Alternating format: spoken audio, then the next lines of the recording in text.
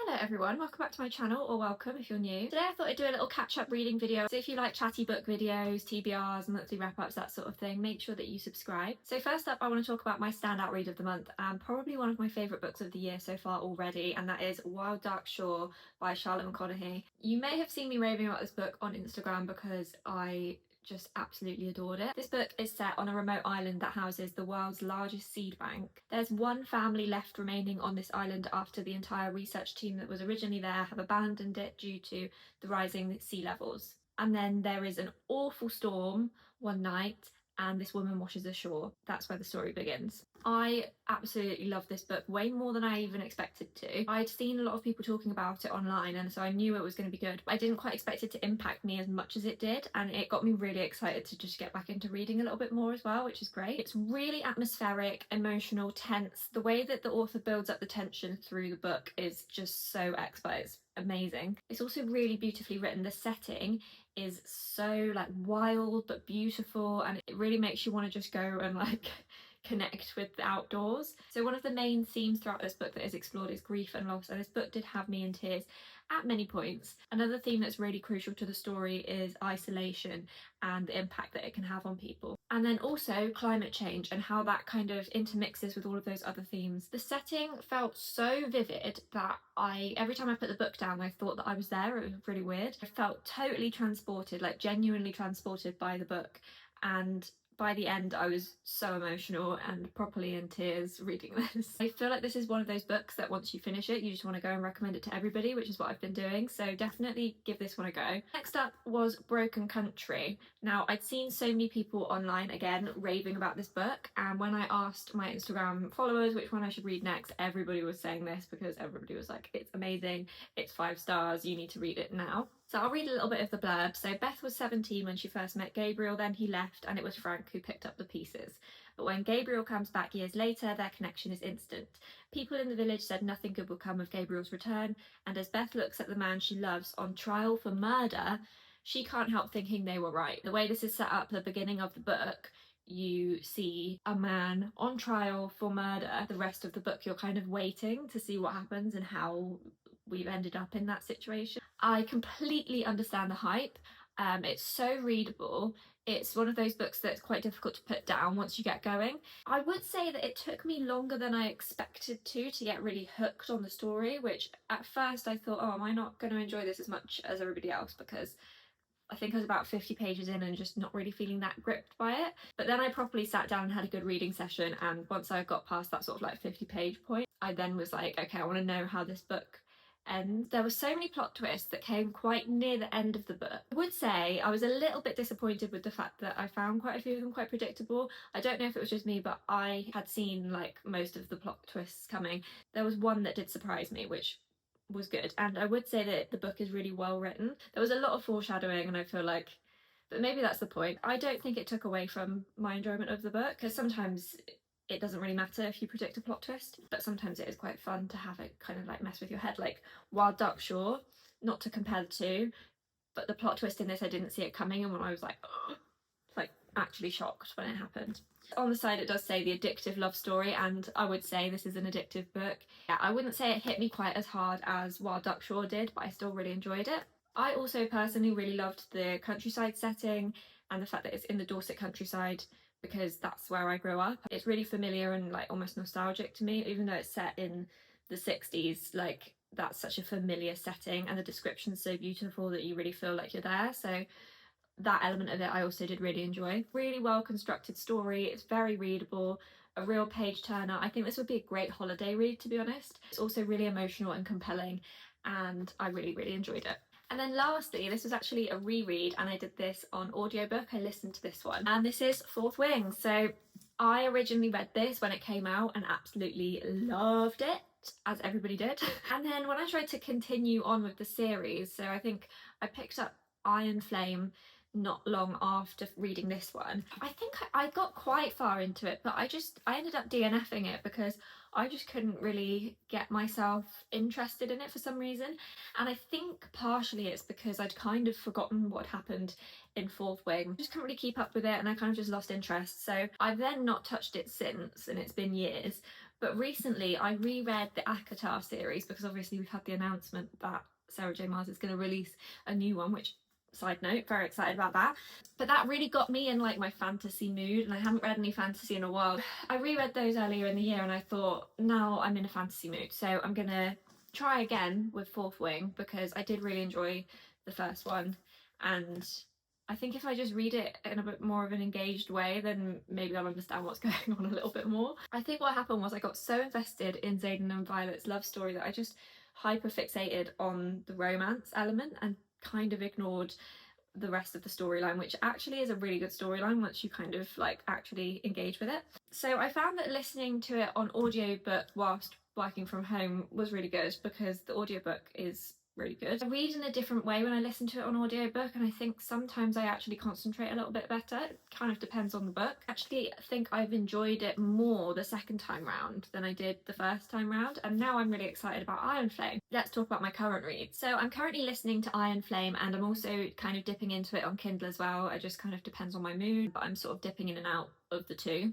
And as I said, really enjoying it. I think I just had kind of zoned out of the actual fantasy and the politics and like the world building and the storyline. So I'm really enjoying it this time round. And I really like to have kind of like a Kindle / audiobook read on the go at the same time as a physical book. It just keeps my brain active, I don't know why. In terms of my physical book, I've actually just started reading The Convenience Store by the Sea.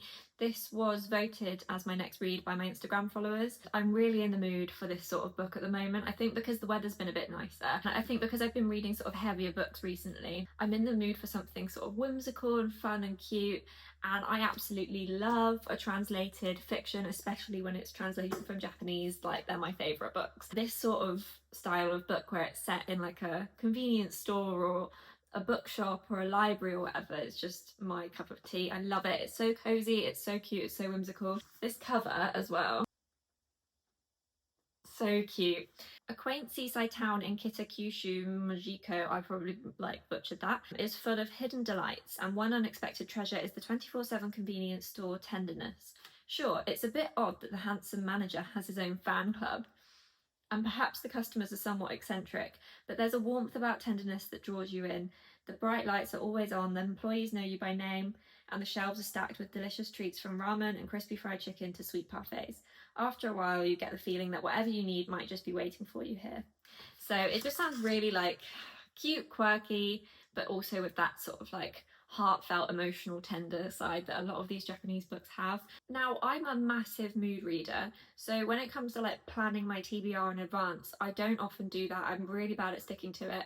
I always have a vague idea of the next books that I want to read, but my mind changes like the wind. Having like a monthly like set TBR is always quite aspirational for me, but these are the books currently calling my name. So first up is Lazar. This has been on my priority TBR for the last like 2 months. I got sent this proof copy kindly and it came out in March. It just sounds so good. I just know that I'm gonna love it, and it's by a debut author. He's only 22 years old and he's still a student, so that's very impressive, and the book just sounds amazing. So it's a sweeping family saga that follows 3 generations of this Hungarian aristocratic family.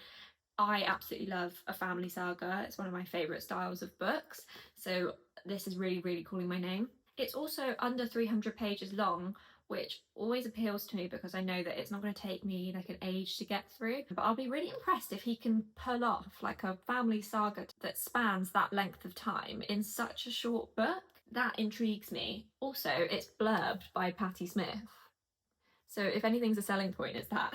Also, how gorgeous is the cover?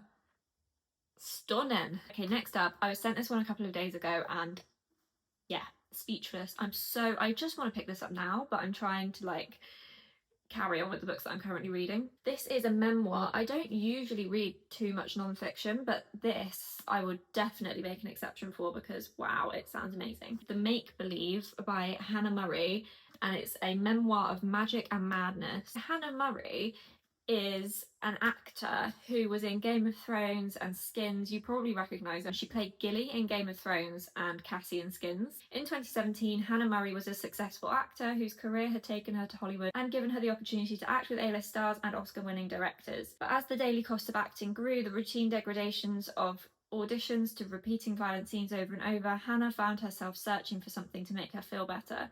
One day, a Reiki healer promises her a new kind of treatment, a kind of magic, and all of a sudden, Hannah's life has changed. And then it basically goes into how she ended up getting involved in this organisation which had seductive cult-like rituals involved with it. And ultimately, this led her to a mental breakdown, and she ended up in a mental institution. Detained in hospital, she struggles to understand the difference between what's real and what's imagined, and the result is a propulsive, shockingly honest, and extraordinarily intimate portrayal of a mind taken over the edge. Yeah, I just think it sounds so intriguing, such a unique and interesting story. I always really admired her as an actor as well, so I'd always sort of wondered where she'd gone to, because she kind of disappeared off the radar for quite a long time. So I'm really intrigued to hear about her story and her experiences. Sounds intense, but just totally fascinating, and I'm really, really excited to pick this one up. Okay, then another one that's on my radar, which actually is also a proof that I was sent this week, is the Tsubaki Stationery Store. And this is definitely following on from the theme I mentioned earlier of these Japanese translated books set in cute, like, shops basically. I just love these books because they always seem so kind of like cozy and light-hearted on the surface, but then actually once you read them, they always have a depth and they're always quite meaningful or heartfelt, and you kind of come away having learned something from them. And I think Japanese authors have a real knack for this in general. There's always some kind of like character study or dissection of like society in these books. After many years abroad, Hatoko reluctantly returns to Kamakura to take over the stationery store left to her by her late grandmother. As the custodian of the store, she also inherits the profession of public scribe, a role Hatoko trained for as a child under the guidance of her strict grandmother. When the locals seek out Hatoko's help, she takes on all manner of requests, writing letters of greeting, condolence, farewell, love, and more on behalf of those who come to her. A local community forms around Hatoko and the store, and once the secrets of her late grandmother begin to unravel, Hatoko learns that the role of the scribe requires much more than putting ink to paper. This is a charming story about the importance of community and the reconciliation power of the written word. They're always so sort of like heartfelt and emotional and about community and family and people around them, and I just adore these sorts of books. And this is coming out in July, another really cute cover as well. Finally, I have Flashlight by Susan Choi. Now this has just been shortlisted for the Women's Prize, and the Women's Prize kindly sent me the whole shortlist. Ideally I would read all of them before the winner is announced, but I don't think that's going to happen. But if I had to choose one from the list, it would be this one, because it just appeals to me so much. So the blurb is: one evening, 10-year-old Louisa and her father Cirque take a walk out on the breakwater. They are spending the summer in a coastal Japanese town. Hours later, Louisa wakes up on the beach soaked to the skin. Her father is missing, presumably drowned. This sudden event shatters their small family. As Louisa and her American mother return to the US, Cirque's disappearance reverberates across time and space, and the mystery of what really happened that night slowly unravels. Sounds amazing, so emotional, probably is going to ruin me. It sounds really, really sad and heartbreaking. It sounds like exactly my kind of book. As I said, out of all of the books on the shortlist, this one is the one that is appealing to me the most, and obviously I want to read it before the winner's announced. So I'm very excited to read this one, and that is also high on my TBR. Let me know what your best read of the month was. Let me know which of these books I should prioritise. If you've read any of them. I know that these three are, actually no, this one is out, but these two haven't come out yet. But if you have happened to read any of them, let me know which one I should prioritise, or let me know which one you think sounds the most interesting. If you enjoyed this video, please feel free to subscribe or leave a comment and a like. Thank you so much for watching, and I'll see you soon.